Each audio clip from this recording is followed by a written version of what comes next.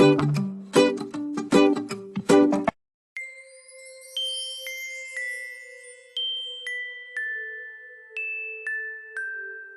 out in the sea where the water is very deep, the Sea King ruled the undersea world. In the deepest spot of the sea was his castle. The walls were made of blue coral. On the roof were shells that opened and closed when the water passed by. And that is where the Sea King lived with his mother and 4 daughters, each one born a year apart. The youngest of the 4 princesses was the Little Mermaid. She spent much of her time swimming to ships that had fallen to the bottom of the sea. The ships held treasures from the world above. She would fill her arms and set up her collection here and there. All the while she would sing. As she did, fish circled around to hear her. For the little mermaid's voice was the most beautiful one under the sea. The girls knew that when they turned 15, they could swim up to the surface for the first time. It would be a long time that the little mermaid had to wait, as she was the youngest. So she made her grandmother tell her all about life up on land. Tales about ships and towns, and every bit of stories about humans that she knew. Soon the eldest sister turned 15. She was the first to be allowed to rise up to the surface. When she came back, she had many wonders to tell her sisters about. She told about resting on soft white sand. High above was a deep blue sky with puffy white clouds. Later the sun set, she said, and the whole sky turned gold and red. She had watched the birds fly high above her, dipping and making turns in the red and gold sky. When the next sister turned 15, it was winter. She told of icebergs floating in the sea and shining bright. All the ships stayed far away from the icebergs, she said, as if in fear. But the icebergs did not seem lonely. They were like friends, floating close to each other. When it was the third sister's turn, she told about moving as close as she could to the gate of a town. She heard people call out, horses that went clip, plopping down the street, and even music that she had never heard before. All this the little mermaid heard with wonder. It wasn't fair that she had to wait the longest. At last the day came when she turned 15 too. Now she could rise up over the surface and see for herself. When she came up over the water, the little mermaid was next to a large ship. On the ship beautiful music was playing. Sailors were dancing on the deck. They were laughing and having a fine time. It must be a party. Now and then as the waves lifted up the little mermaid, she could see better. A handsome young man stepped out on the deck. When he did, 100 rockets rose in the air. The party was for him. Was it his birthday? She swam closer. The men all seemed to like that young man. When he spoke, the sailors would laugh. Sometimes they patted him on his back in joy. Once that made his crown fall off. The men laughed and picked it up. "A crown," said the little mermaid. "He must be a prince." Suddenly, it became very dark and the wind picked up. The sailors started to run about on deck. They pulled down the sail. The ship dipped and swooped.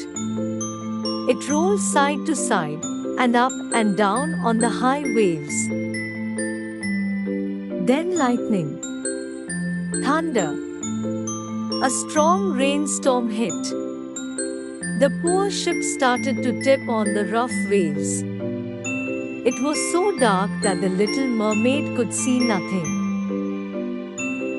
Then lightning lit up the sky, and she could see the young prince on deck.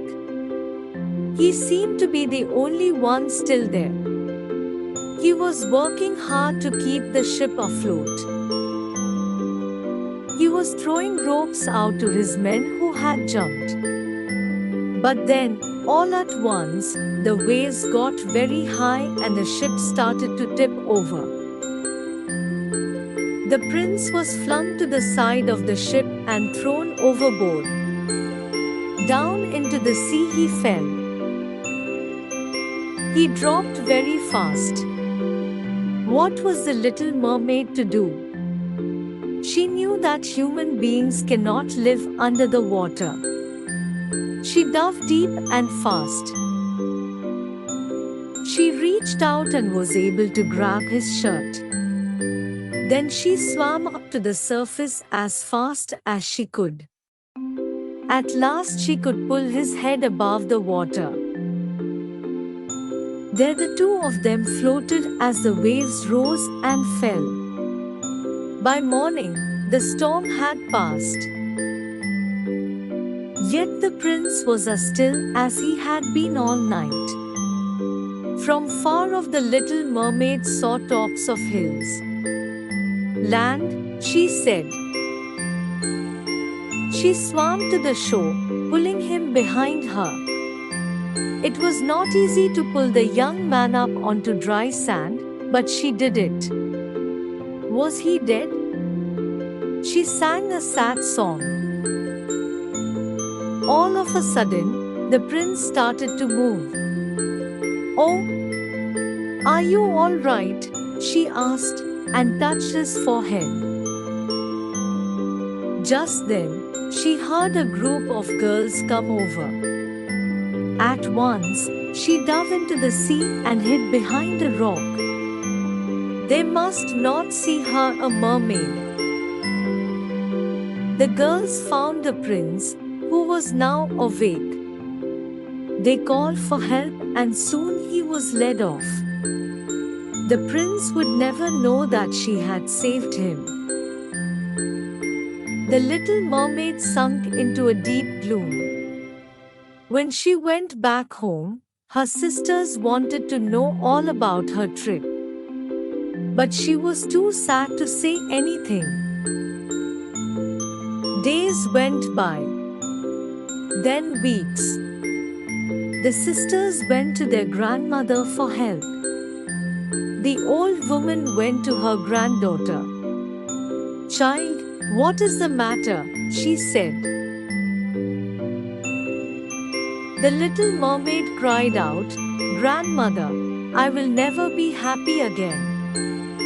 She told about meeting the prince and saving him.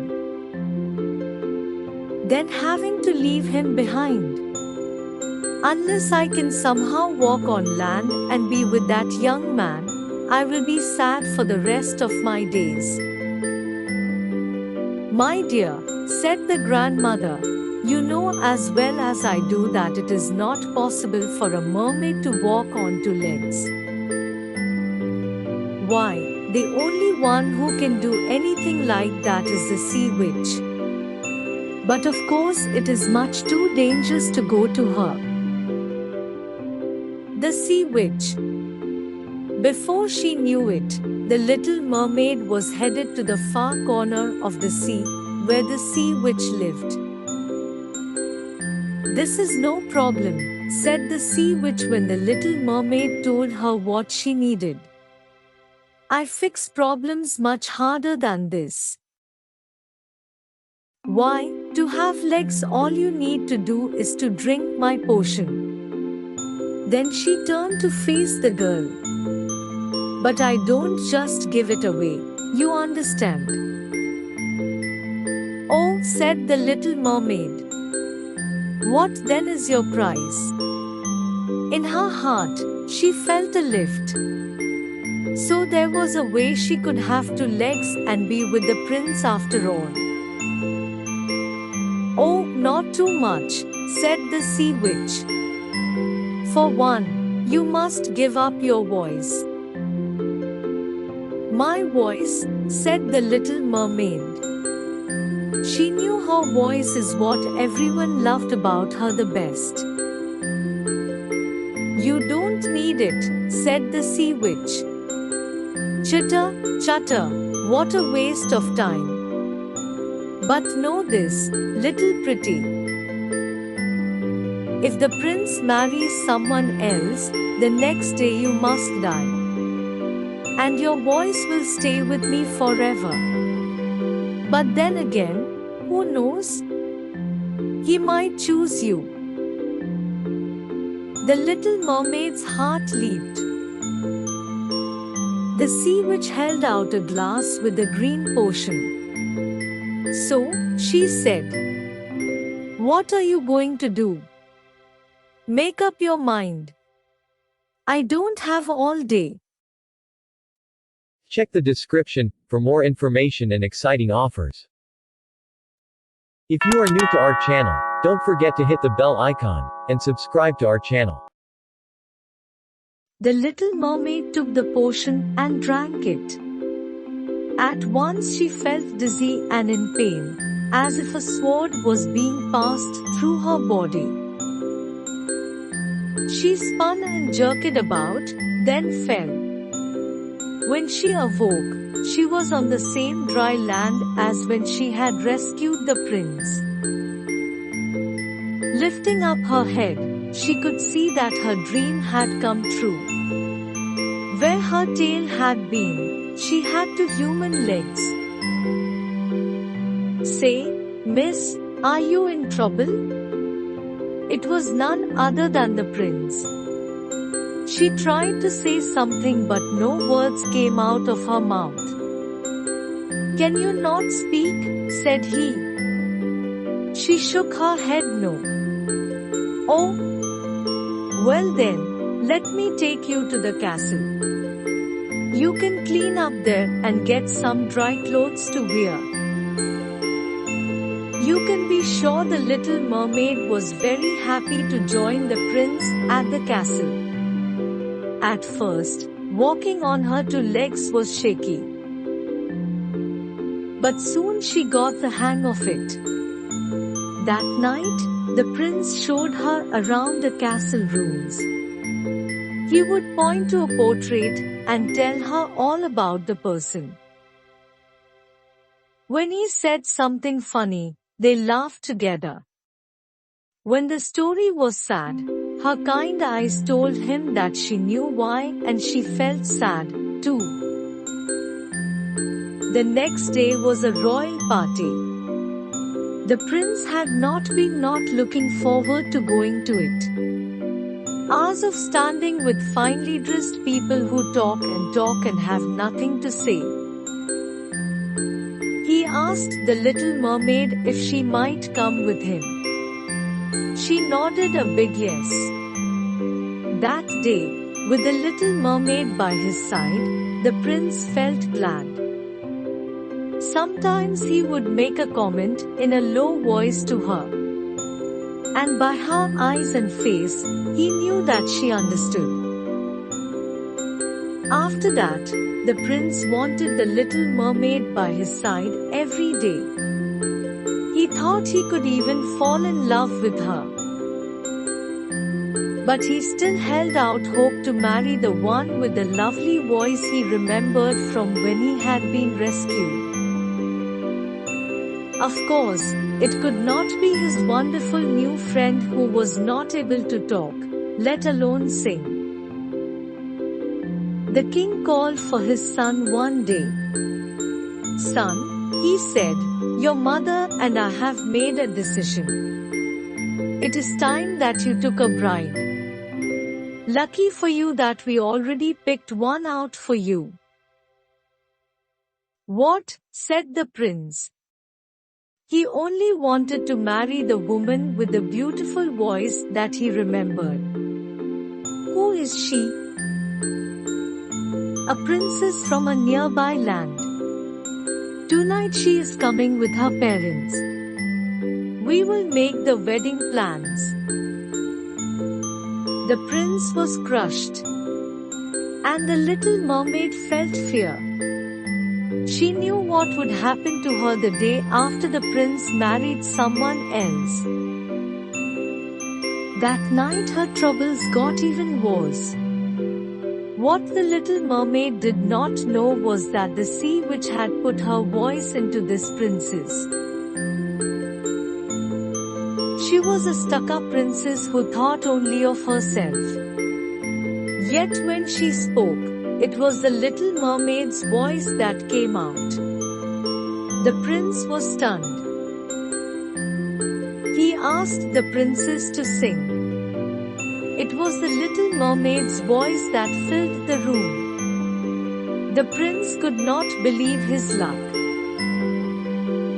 At last, he could marry the woman he had longed for all this time. When he shared his joy with the little mermaid, she tried to show that she was happy for him. But gloom filled her heart.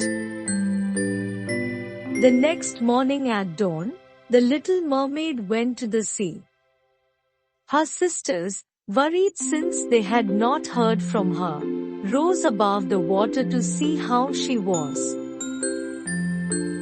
Their youngest sister let them know the trouble she was in. The prince's wedding was going to take place the very next day. And the day after that she must die. The sisters said not to worry, that they had an idea. They told her to come back to the shore later that night. Then they dove back into the sea. That night, the little mermaid came back to the shore as she was told to do. The three sisters rose up again. Gone was their beautiful long hair, for they had cut it all off to give to the sea witch in exchange for a knife. With the knife, the little mermaid must kill the princess that very night. Then the wedding could not take place, and she could return to the sea and be with her family. She took the knife, for she knew how much they had done for her in love. But in her heart she knew she was not going to kill the princess. The wedding day had arrived. The little mermaid stepped up to the wedding ship with the other guests. The wedding would take place at sunset. In the meantime, the three sisters had returned home. They were met with an angry father. "Where is your sister?" the Sea King shouted. "Where have you all been?" They told the father the trouble their youngest sister was in. The father swam up to the wedding ship. He saw the prince and princess getting ready to marry. He knew that his daughter did not use the knife the night before. At once, the Sea King rushed to see the sea witch. She laughed. She said there was only one way to save his youngest daughter from her fate. If he would just hand over his scepter to her, the little mermaid could be saved. With the scepter in her hand, the sea witch would rule the underworld kingdom. The Sea King took a deep breath. What else could he do? So, he agreed. The sea witch grabbed the scepter and laughed in glee. She rushed to the wedding ship to see her victory. The little mermaid saw the sea witch rise out of the sea. She saw that with the scepter, the sea witch had become a huge sea monster. Tentacles were twisting out from all over her body like an octopus. The little mermaid knew she must protect the prince, and even his new bride. So she took out the knife. Just then, one of the sea witch's tentacles reached out and lifted the little mermaid right off the ship. "This is the end for you," crowed the sea witch. Before the little mermaid knew it, she was wrapped up by the tentacle. She was spun to the very chest of the sea witch. And the knife she was holding, the sea witch's very own knife, she used it and dove it deep into the chest of the monster. The sea witch reeled back in pain, and the little mermaid was freed. On the ship, the guests ran around in fear. The prince shot arrow after arrow at the monster. Finally, the sea witch dropped down under the water. As she fell, the little mermaid's voice was let go, and it returned to her. The princess then shouted in a gruff, harsh voice, "What a lousy kingdom this is! You can't even have a proper wedding." The prince heard the princess and knew that she was not who he thought she was. Then the little mermaid started to sing. The prince knew that the voice he remembered belonged to the very one he had grown to love. The angry princess stormed off the wedding ship, and her family followed close behind. When the Sea King arrived, the scepter was floating in the sea, as if it were waiting for him. With a sweep of his arm, it was his again. "Well," said the Sea King, "I see my daughter is in good hands," and, with a wave of his scepter, he lifted the little mermaid back onto the ship. The prince put his arms around her. "Now I know it was you all along," said the prince. "Will you marry me?" The little mermaid had her voice back now. But with all the happiness in her heart, she could not manage to speak. So she nodded yes with a warm smile. And a wedding on board ship took place after all.